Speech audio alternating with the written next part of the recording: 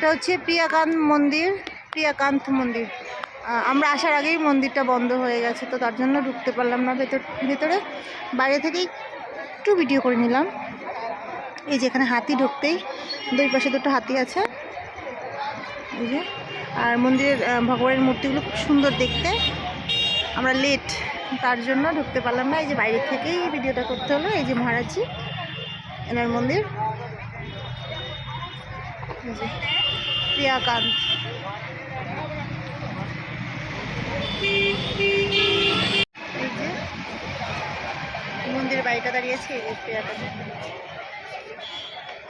খুব খারাপ লাগছে, ভেবেছিলাম আসবো, মন্দিরটা ঢুকবো, ভগবানের দর্শন করবো, তোমাদেরকে দেখাবো, পারলাম না। মন্দিরটা তার আগেই, আমরা আসার আগেই বন্ধ হয়ে গেছে। তাই ছোট্ট করে একটা ভিডিও করে নিলাম। যদি ভালো লেগে থাকে তাহলে লাইক, কমেন্ট, শেয়ার করে পাশে থেকো। ভালো থেকো সবাই, টাটা।